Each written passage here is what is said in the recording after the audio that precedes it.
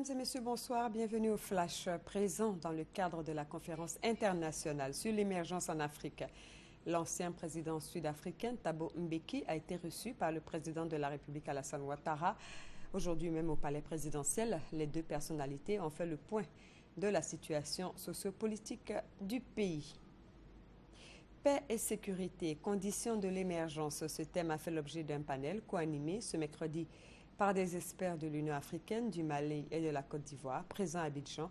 Dans le cadre du séminaire international sur l'émergence, le ministre d'État Ahmed Bakayoko, qui a pris part à ce panel, a donné sa vision d'une sécurité au service du développement.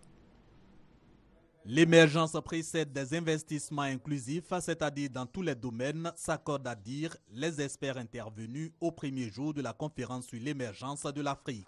Ceux appelés à se prononcer sur la sécurité et la paix font de ces deux variables le préalable à l'émergence. Elles créent les conditions de stabilité et d'investissement durable, explique-t-il. Sur la question, l'expert de l'Union africaine a dit son pessimisme vu la montée en Afrique du terrorisme. Abdel Nasser a toutefois félicité la Côte d'Ivoire, pays en passe de se doter d'un arsenal juridique de lutte contre ce phénomène. Et ce, en plus d'un système de sécurité empreint des réformes pour garantir à la fois liberté de circulation des biens et des personnes, toute chose de nature à sécuriser les investissements, selon le ministre d'État Ahmed Bakayoko, exposant sur la dynamique de sécurité impulsée par son département. L'expérience ghanéenne de sécurité pour hisser ce pays à son niveau actuel et la menace terroriste au Mali ont été quelques exemples pour montrer que la paix et la sécurité garantissent les conditions du développement.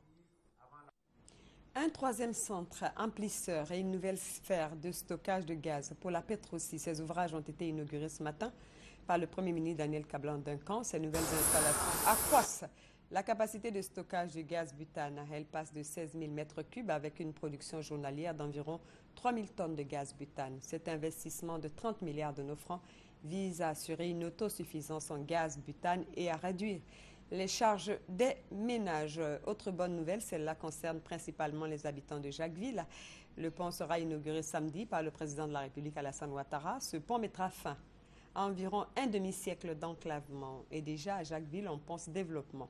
Le tourisme en sera l'un des piliers avec 75 km de bord de mer, 150 km de rive lagunaire, une vingtaine d'îles encore vierges. Jacquesville a tous les atouts pour développer une industrie touristique. Vous en saurez davantage dans notre édition de 20h.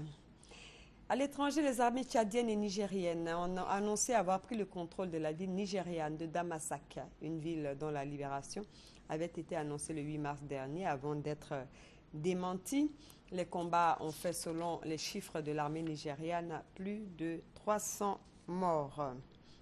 Et puis, on parle de l'attentat meurtrier qui a endeuillé hier la Tunisie, qui a été revendiqué par le groupe État islamique. Les autorités tunisiennes ont annoncé avoir arrêté 9 suspects accusés d'avoir pris part à l'attaque du musée national qui a fait 21 morts, dont des touristes européens. Et puis, en Sierra Leone, les autorités ont annoncé ce jeudi un confinement de 3 jours de quelques 2,5 millions d'habitants de la région de la capitale, à Freetown, et du nord du pays pour endiguer l'épidémie à virus Ebola. Cette opération dans la région ouest, comprenant Freetown et les provinces de Bombali et de Port-Locaux dans le nord, vise à maîtriser une recrudescence des cas qui risque de compromettre le recul de l'épidémie sur l'ensemble du territoire, selon les autorités. Et puis nous sommes jeudi et le dossier de ce jour sera consacré à la francophonie, de la naissance en 1880 en passant par sa formalisation en 1970.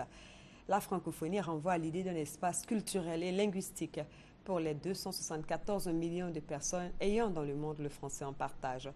Depuis le 15e sommet qui a eu lieu l'année dernière à Dakar, les États membres ont décidé d'ajouter une autre mission, cette fois économique. Le dossier du jeudi jette un œil sur cette nouvelle dimension et ce sera dans le journal de 20h. Donc on se retrouve pour la grande édition. En attendant, portez-vous bien.